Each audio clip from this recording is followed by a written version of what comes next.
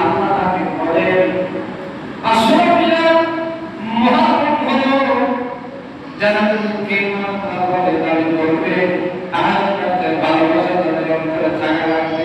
আল্লাহ হাবিব বলেন যে দুটো মুসলমান হোক না কেন আপনাদের তো আল্লাহর ভালোবাসা যদি তার অন্তরে না থেকে পশ্চিম কালে বসে বলেন ইমানদার হতে পারবে না বলা উচিত নয়। আল্লাহ হাবিব বলেন আমাকে ভালোবাসলো সে কোনো হাসান হোসেনকে ভালোবাসে। আল্লাহ বলেন ইয়া রাসূলুল্লাহ ইয়া হাবিবাল্লাহ আপনার উম্মতের কাছে আমি আপনাকে যদি বান্দা বানাতে চাই আপনি রাসূলকে ভালোবাসতে হবে আর আপনি রাসূলুল্লাহকে যদি ভালোবাসতে হয় তুমি বলো আপনার দলের মধ্যে একটা দুইজন রয়েছে চারজন রয়েছে ছাড়া এই চারজনের মধ্যে দুইজন হলো আপনার কাছে সবচেয়ে প্রিয়। এই দুইজন হলো হযরত ইমাম হাসান এবং হযরত হুসাইন। আপনার হাবিব বলেন আল্লাহ বলেছেন তুমি যদি বলতে চাও আল্লাহকে যদি বলতে চাও রাসূলকে পাওয়াবে বলেন যদি আমি হাবিবুল্লাহকে চাও তাহলে আমার হাসান হোসেনকে তোমরা আগে ভালোবাসো। সুবহানাল্লাহ। হাসান হোসেন রাদিয়াল্লাহু তাআলা ইসলাম ইসলাম যেটা বলে আল্লাহ আইন পৃথিবীতে চলবে কিন্তু এদিক ছিল না আল্লাহ আইন চলবে না আমার আইন চলবে। এই দুনিয়া বড় বড় ইহুদি নাসারা কাফেররা এসেছিল সাইয়েদ মুহাম্মদ সাল্লাল্লাহু আলাইহি ওয়াসাল্লাম যার সম্পূর্ণ হাক্কানি হলো আল্লাহ তাআলা বলেন নূরে তোমার ছেলেকে দাওয়াত দাও আল্লাহর মধ্যে উঠে নাও। নূহ আলাইহিস সালাম ছেলেকে বলল আল্লাহকে ভয় করো আল্লাহর মধ্যে যাও আল্লাহ ভালোবাসতেছে। সাইয়েদনা নূহ আলাইহিস সালাম ছেলেকে বলল আমি কেন এই সমগ্র বিশাল তরুণ এখানে আমার হাত ধরে আমাকে কে মারবে আল্লাহ আমাকে কে মারবে। নূহ নবী বললেন ও আমার ছেলে ইয়া বুনাইয়া লা তুশরিক বিল্লাহ আল্লাহ সাথে তুমি শিরক করো না আল্লাহকে তুমি ভয় করো না সন্তান আল্লাহর হুকুম মেনে নাও। নূহ আলাইহিস সালামের ছেলে বলল না আমি এত বড় কেনা সকালবেলা 7টা বিকেলবেলা 7টা 7:15 11টা করে উট আমার খাওয়ার আগে এত বড় কষ্ট করে মানুষ আমি আমাকে কেমন সমুদ্র ডুবাই দিবে। আল্লাহ বলেন নূরে তুমি নৌকায় উঠে যাও আমার গজব বসেলি আসবে আমি আল্লাহকে যারা মানবে না এই দুনিয়ায় তাদেরকে আমি ওটা গজব দিয়ে ডুবাই আমার এত বড় মানুষ আল্লাহ নাফরমানি করার কারণে আল্লাহকে না মানার কারণে আল্লাহ তাআলা সমুদ্রের মধ্যে ডুবাই দিলেন। শুধু তাই নয় আল্লাহ তাআলা বলেন ও আমার প্রভু তুমি সব তুমি বলে দাও আল্লাহর হাবিব বলেন তাআমুরুনা বিল মারুফি ওয়া তানহাউনা আনিল ফাহশাই ওয়াল মুনকার। আল্লাহর হাবিব বলেন তোমরা সৎ কাজের আদেশ করো আর অসৎ কাজের তোমরা নিষেধ করে দাও। সাইয়েদনা ইমাম হাসান হোসেন রাদিয়াল্লাহু তাআলা আনহু বাবা এই সব কথা আদেশ করার জন্য মানুষকে বললেন এদিকে বলেছিলেন কিন্তু এদিক ধোঁকা দিয়া ইমাম পরিবারকে হত্যা করেছে কথা বলেন ঠিক কিনা। বর্তমানে বাংলাদেশে অনেক মুফতি মুহাদ্দিস আছে এদিকে রহমাতুল্লাহ আলাইহি বলে এদিকের পক্ষ নেয় বলে রাখো তোমরা যত বড় মুফতি মুহাদ্দিস হও না কেন নবীর মুহাব্বত আহলে বাইতের মুহাব্বত ছাড়া মুশরিকরা কোনো আল্লাহর দরবারে যাওয়া যাবে না কথা বলে ঠিক না ঠিক। এই বর্তমানে বাংলাদেশে এজিদের পক্ষ নেই কিছু দালাল আছে আছে কিনা আছে কিনা এই যে আপনার সরকারের একটা লোক আছে পীর এই কষ্ট করে এজিদের দালাল এজিদ রহমাতুল্লাহ আলাইহি বলে সে যদি নবীর মুহাব্বত তার অন্তরে থাকতো মুসলমান টুপি আছে দাড়ি আছে টুপা আছে কিন্তু এজিদ রহমাতুল্লাহ আলাইহি বলে ওর ঈমান নাই ঈমান চলে গেছে ওর ঈমান চলে গেছে কথা বলেন ঠিক না ঠিক? মুসলমান হয়ে এদিকে রহমাতুল্লাহ আলাইহি বলে মাথায় কোনো কাজ করে না, সে আবার পীর দাবি করে, তার আবার ভক্তবৃন্দ মুরিদ আছে বাংলাদেশে, আছে কিনা বলেন? যারাই মুস্তাকে রাসূল করবে, যারা আহলে বাইতের বিরোধিতা করবে, এই পৃথিবীতে আল্লাহ তাদেরকে ইমানি মৃত্যু দিবে না, অপমানজনক লাঞ্ছনার মৃত্যু দিবে। কথা বলেন ঠিক না ঠিক? জোরে বলেন ঠিক না ঠিক? আর বেলালের মধ্যে যদি রাসূলের আশিক হয়, কিয়ামত পর্যন্ত মানুষ বেলালের নাম নেবে। আল্লাহ তাআলা জিজ্ঞেস করে, ইয়া রাসূলুল্লাহ, বেলাল কালো হতে পারে, মক্কার জমিনে মদিনার জমিনে কত সুন্দর চেহারাওয়ালা, অধিপতির ছেলে সুন্দর কণ্ঠওয়ালা, কিন্তু তাদের দিলটা বেলালের মতো নয়। এই জন্য বেলাল কালো হতে পারে, কিন্তু তার দিলটা আল্লাহ তাআলার কবুল হয়ে গেছে। আপনি রাসূলের জন্য পড়া সুবহানাল্লাহ, একটু করে আল্লাহুম্মা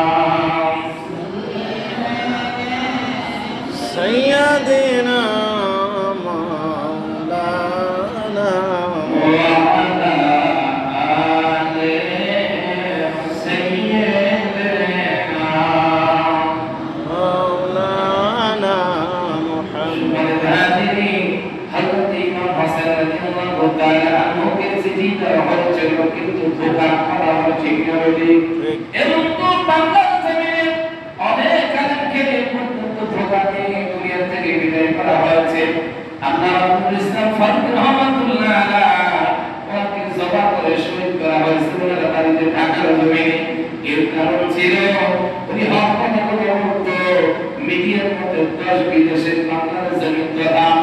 এই হক কথা বলার কারণে তার কলার মধ্যে সরে গেল বাবা। ইমামদের যে দশা হয়েছে, মুসলমানরা সুন্নি আলেম যারা ইমানদার হবে, দুনিয়ার মধ্যে তাদের শাহাদাত মৃত্যুবরণ হবে। আর যারা বেঈমান, তাদের টাকা আছে, পয়সা আছে, কিন্তু কোনদিন শাহাদাতের মৃত্যু হবে না। কথা বলেন ঠিক না ঠিক? ঠিক। ইমাম আহলে সুন্নাহ ওয়াল জামাত আল্লামা নজরুল ইসলাম ফারুকী সাহেব, উনি জানেন আইতে এই হক কথাগুলি উনি প্রকাশ করতেন। এর অপরাধটা ছিল কেমন এত হক কথা বলবে। এই বাংলার জমিনে ইহুদি নাস্তিকেরা এরা ওনাকে ওনার বাড়িতে পরিকল্পিতভাবে ওনাকে হত্যা করা হয়েছিল। হত্যা করে থামতে পারেনি। তার নাম আজকে বিশ্বের বুকে মানুষের অন্তরে অন্তরে আল্লামা নজরুল ইসলাম ফারুকী রাহমাতুল্লাহ আলাইহির নাম আল্লাহ দিয়ে দিয়েছে। কথা বলা ঠিক না ঠিক? এরকম ভাবে হক কথা তারা বলবে, আল্লাহর হাবিব বলেন তারা হক পথে থাকবে। আমার আল্লাহ তাদের নিশানকে, তাদের নামকে কিয়ামত পর্যন্ত এই বিশ্বের জমিনে আল্লাহ তাআলা উড়াই দিবে, স্থির রাখবে। চিন্তা বলেন মারহাবা। এই তো আমার ভাইরা, বাঁচবো আর কয়দিন? আহলে সুন্নাহ ওয়াল জামাতের আকীদায়, আহলে বাইতের ভালোবাসায়, ইমামদের ভালোবাসায় আমাদেরকে বাঁচতে হবে। কথা বলেন ঠিক না ঠিক? একটু করে পড়ে আল্লাহুম্মা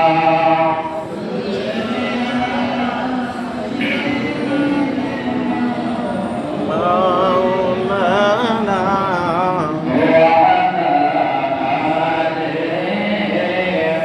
সাইয়্যিদিনা মাওলানা মুহাম্মদ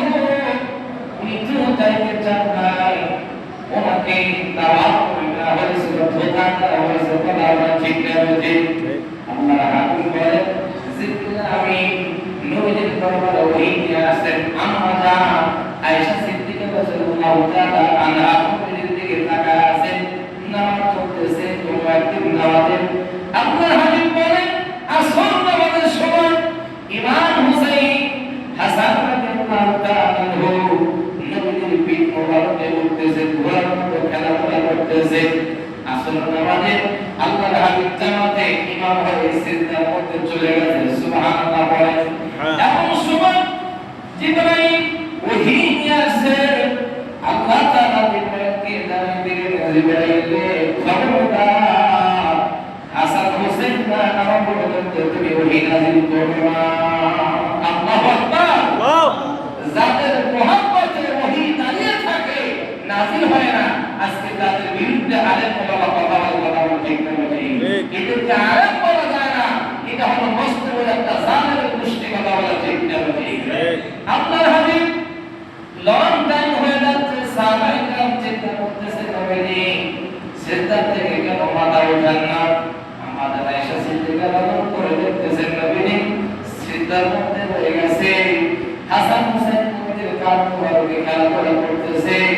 অনেক পর্যন্ত তারা নেমে গেল, নবীজি উঠে সালাম ফিরিয়ে দিলেন।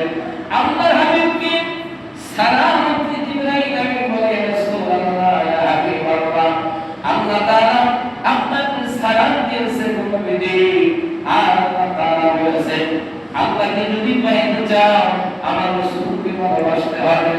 আর আমার রাসূলকে যদি পাইতে চাও জিবরাইল তুমি বলে দাও আমার হাবিবকে হাসান হুসাইনকে যেন আমার হাবিবের উম্মতরা দান দিয়ে বেশি ভালোবাসে। সুবহানাল্লাহ। তার কারণ হলো এরা হলো আমার নবীর পরিবার টুকরা।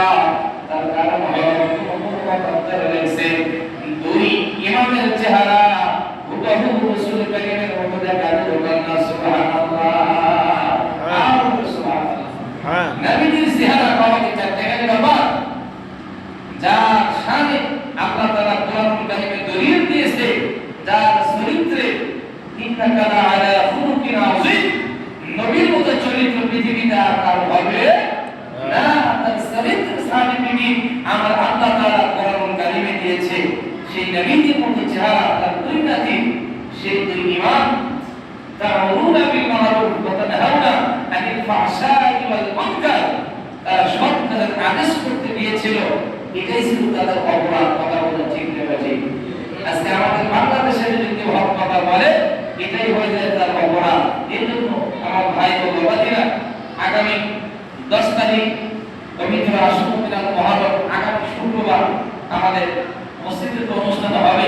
আপনারা যে যেভাবে পারেন ইমামদের মহব্বতে দান সদকা করবেন, রোজা রাখবেন এবং গরিব মিসকিনদেরকে খাওয়াবেন, আত্মীয় স্বজনদের সাথে ভালো ব্যবহার করবেন। সৎ কাজের এক কথায় কোরআনের আয়াতে আছে তা'মুরুনা বিল মা'রুফ ওয়া তানহাউনা আনিল ফাহশাই ওয়াল মুনকার, তোমরা সৎ কাজের আদেশ করো আর অসৎ কাজের নিষেধ করো। আমরা তো সৎ কাজের আদেশ করতে গেলে গায়ে দোষ আসে কিনা? একজন মানুষ যদি একটা অপরাধ করে সেটা দেখতে পারে আমার সাক্ষী দেওয়া লাগে, আর ঝামেলা আছে কিনা? বাংলাদেশের নিয়ম দেখেন, এই যে আপনার হসপিটাল বলে, কোর্ট কাছারি বলে, থানা বলে, কোর্টে গেলে জীবনে যিনি কোর্টে গেছেন ওদের দুর্বলতার কাছ থেকে টাকা চায়, কথা বলে আছে কিনা?